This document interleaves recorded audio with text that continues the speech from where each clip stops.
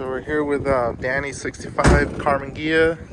You just finished building this like a year and a half ago. About 6 months. Like 6 months ago? Yeah. This is the first time I saw it last week at Silverado Park. Yeah.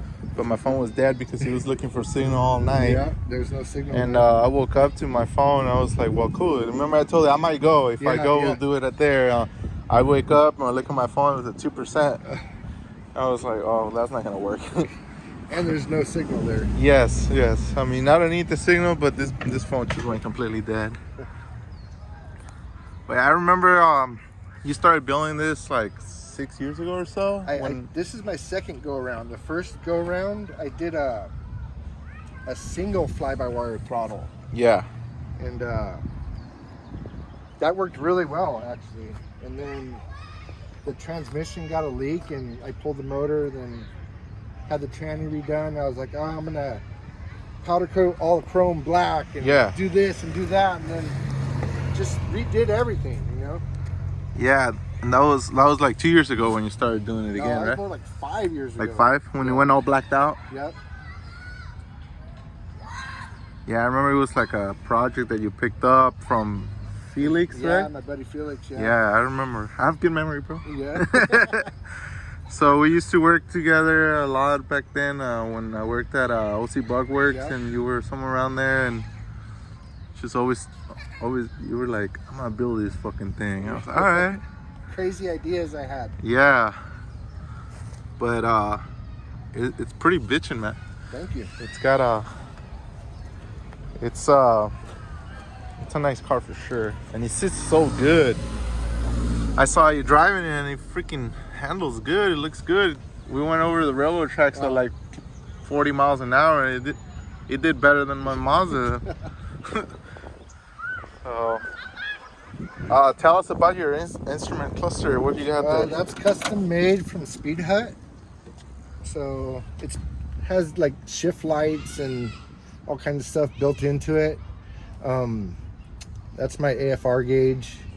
And this gauge I had custom made from Speed Hut. This is head temp. Yeah. And then you got voltage, you got oil pressure, and then you got a fuel level gauge. Oh fuck, all four. All four in one. Yeah. And then this little knob's my gauge dimmer right there. Yeah, there you go. And then this one here, this thing has cruise control. Oh wow. So I turn that knob up on the freeway, and the pedal moves by itself. It opens the throttles. Yeah, because it's a fly-by-wire stuff, right? So that's why you have that skateboard wheel down there with that electronic pedal. Yep. And then right here, I assume that's your my computers. Your computer. So you want to tell us a little bit about Split Second? Yeah, it's a company I worked with for a long time, right? Like 10 years now? No, I've been there 22 years. 22 years, wow. 22 years. It's hard for me to believe I kept the job that long. You know? Right, you've been there forever. No, I must like it. I've been there that long. Yeah. And, I love the people I work for. They're really great, and they support me on my crazy projects. Yeah. So. And that company is, I remember from what you told me years ago, that what they do is they were doing like kits for you to add a fifth jet or a fifth injector to a already turbo car or something like that, so you don't mess with the stock stuff. Yeah, our big thing now is adding port injection to direct injected cars. Okay. They're trying to make more horsepower, and they can't control the direct injection. Yeah, so you just add more injectors? Yeah, and you put a big ass turbo on it, and then make another couple hundred horsepower, you know? On a stock car, and it's easy to go back to stock, right? That's the whole point of this company, that you guys get to, if you ever want to go back to stock, you're not having to change all your injectors back out, your stock computer back out, and all that stuff, right? A lot of stuff is plug and play, so you just disconnect a connector on the car, and our thing goes in between it. Yeah, it's a piggyback, like a real piggyback. Okay. That's cool. And your seats, I see a bunch of buttons in it. What's up with that? They're BMW seats. Oh, wow. Okay. So they have different settings? Yeah, they're fully functional. Yeah. Oh, yeah. That's some work you put into that thing. Look at that. It even has the knee for the knee support, right? Right here? Behind the leg, yeah. Like an old Recaro seat. Yeah. And the seat opens pretty cool, like damn. Yeah, all the way up. So you can go into your non-existent rear seat. Right? Perfect. So the story that I've heard, I don't know if it's right or not, but this is the first Ghia I put on the channel. But what I heard is that for you to import a car back then was more expensive because it was a coupe, that they'll charge them a shitload of money for import as a tax. Okay. So by then putting the rear seat in it, it became a 4-passenger car. It was no longer a coupe. Okay. And that's the reason why they were able to bring them into the U.S. at a fair price without that huge tax in it, even though that seat was worthless, right? Right. Only Pretty a much. midget will fit back there, or your kids, You right? or your No seatbelts, nothing. nothing. Or I mean, unless your chick's like 4'11" or 5'0", then that's the only way they'll fit back there. The lady over here was telling us she bought a 58 Bug brand new, and they wanted to get the Karma Ghia, but it was like almost twice the price as the Bug. And that's probably what you're talking about, the tax. Yeah, they got dinged on these things. So tell us about your power plant now, because this is one of the key features of this car that you did all this crazy work to. Yeah, it's You broke the internet for a while when you posted it with the big ass butterflies. Right? Gee, I wish I would have brought a screwdriver so we could take off the air filter. Yeah, they're 88s, right? Twin 88s? Yeah, twin 88s, LS3 throttles. LS3 throttle bodies. Yeah.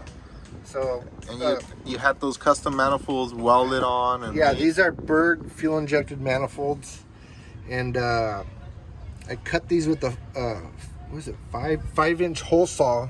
Yeah. So I could fit this round material in there. Yeah. And I just fabbed up all this stuff, made an adapter for the throttle body, and boom, there we go. To your electrical. Yep. And then you still hit all the pretty nice wire tuck job, because you don't see shit really. Yeah, it's pretty. I got little holders right here. As much as you can, really, because it's still a fuel injected car. Yeah. So that's usually the big burden with going fuel injections. You're gonna have a bunch of shit all over the thing. Yeah. And you did a good job. And then you got your breather box. That's a big one. Yeah, I made that. Oh, or that's actually, push rod Chuck made it. okay. I cut it up and fabbed it, and push rod Chuck welded it up. Finished it for you. Yep. And then where's that fan shroud from? It's a Bergman shroud. That's a Bergman shroud. Yeah. Huh? I like the way you fit the front tin. That fits really nice. Yeah, this isn't the original Usually they don't rubber. fit that nice. Oh, okay, that makes sense. I Yeah. see it a little different. And I got this from McFadden, and it kind of clipped right in and worked Just made out. it work. That's the best, shit just works. And then right, if you come over here, Yeah. I'll show you where my battery's at. So there's a little door right here. Oh yeah. And then it's got, Oh, those good ones. yeah, lithium ion battery. Yeah, those are like $400. Yep. Those are nice. Sean keeps telling me to buy that one. Stop being a cheap ass, and I'm like, That's my second one. The first one, I put a regular charger on it. You're not supposed oh to. yeah. That thing balloon, dude, is gonna explode. I saw that they have one now with a key fob where you can really? just turn it off. So you don't have to go in there and put a disconnect or nothing. You just hit a key fob. Made by them? Yes, and he just cuts it out. I'm gonna order that next week. Yeah, he cuts it out completely, so you don't have to worry about it going dead. Because I know that when you have fueling, well, MSD, I know from personal, It has a draw. it always draws it. And you can tell because I wired my car with a button that turns on MSD and turns it off. And then you turn it on, you turn it off, everything's cool, right? You turn your car off, it shuts off. But once you do the main power disconnect and you clip it off and the battery completely isolates, there's a faint light. A faint light that starts to go away, and it takes a few minutes to go away. I'm like, that's the MSD draw right there. That's the bitch that drains your battery right there. So that was really cool when I did that to the blue cars. I noticed that. I was like, okay, well that's what fucking these things go dead. So you got some little things right there. I got one up front too. Yeah, that's the windshield wiper one, right? So, and then what's up with your wheels? You just detail them and got them murdered out? Lefty's pinstriping, he detailed them for me. Yeah. Did an awesome job. And he added a nice little touch here. You see this ring right here? Oh, yeah. It's the same color as the car. Yeah. Okay. Yeah, he does that. Yeah. When he did on my car, he did a blue, Uh-huh. but it was like a blue like way off. But it still looked cool because it was like an old school Smurf blue almost. Yeah. He just threw contrast at it pretty nicely. Yeah, super happy with the wheels. Yeah, hell yeah. And this is one of the first cars that came out with this blacked out wheel when they started coming out with them probably like 2 years ago. I started seeing them. I seen one like bus with it. I was like, dude, that's the wheel for my car. Yeah. I gotta put that on there. Yeah, definitely. It's just, it looks good. Makes them pop the centers a little more. I didn't want too much chrome. Yeah. And the two-tone, is that your idea too? No, I actually, when I got the car from Felix, it was already painted. Oh, okay. Yeah, so I bought the car from him as a painted shell. Oh, that's a really good deal then. Yeah. That's the way to do it. All those people building a whole car, man, it's a lot of money. Just buy somebody's project that they're giving up on is the best way to go. He didn't have room for it. That was the problem. Yeah? Yeah. It's just the perfect time at the perfect place. Yeah. And you had to modify your firewall to fit all this? Yeah. But that's room because you got plenty of room in the Ghia back there. Well, like an idiot, I built these manifolds with the engine out of the car. Yeah, so I go to put them in, and it's like, holy shit, they hit the firewall. Yeah, we've all done something like that where you put a header on and now it's hitting everything and you're like, oh, I gotta cut all this shit off my car now. So I took the car to Ron Loomis. I said, hey, help me out here. Yeah. So he made those little dishes those notches to fit the manifolds. Gets it out of the way. Yeah. And what transmission you got on this? It's all strapped, I see it. It's a Pro Street. Pro Street Trans. From Edwin Enterprises. Oh, okay. He does a lot of the race stuff. Okay. Yeah, he does your cousin stuff, right? Yeah, he does all Ashland's gearboxes. Yeah. Yeah, I've heard of that guy. And what else? What's next on the car? Are you done with it? You want to sell it? You want to buy another one? I just want to enjoy it for a little bit. A little more tuning, a little more play with it. It needs some more tuning. We only got it the fueling up to like 5,800. So I want to get it up to like maybe 75. And what does that mean for people that don't know that?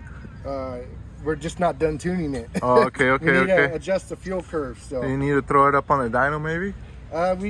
We can do it on the dyno or even on the street, you know. You just need somebody to be driving it for you, and you on the laptop. Yeah. And spend a whole day. Usually I'm driving, and my boss Mark, he's on the laptop doing the tuning. Yeah.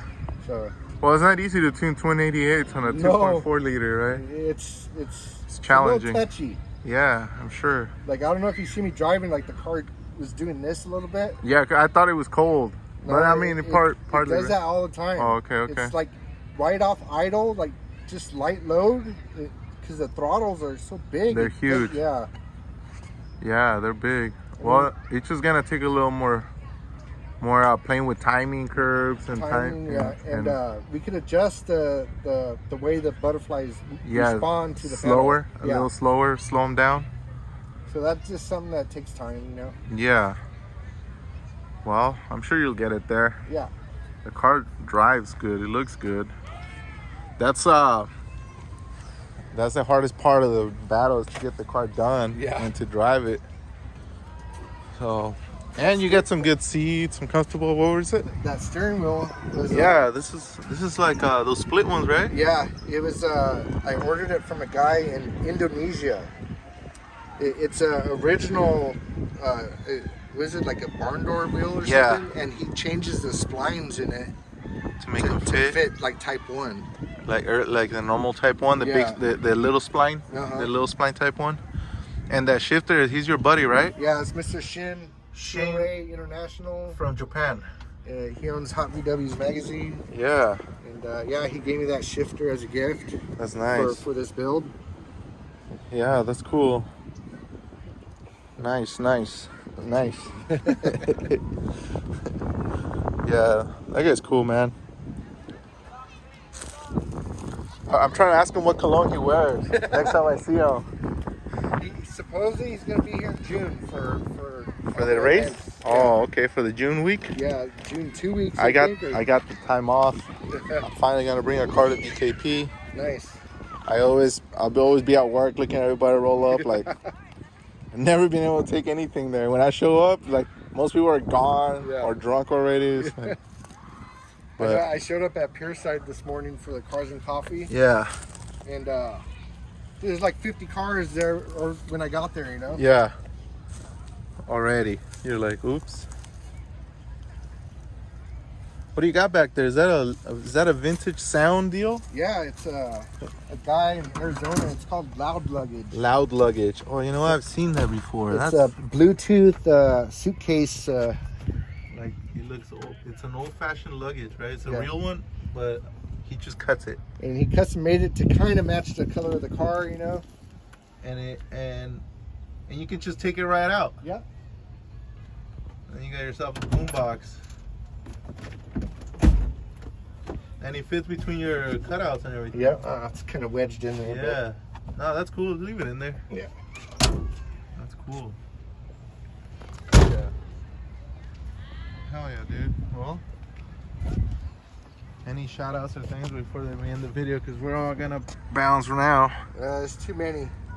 A bunch of people that helped you. My boss, Mark.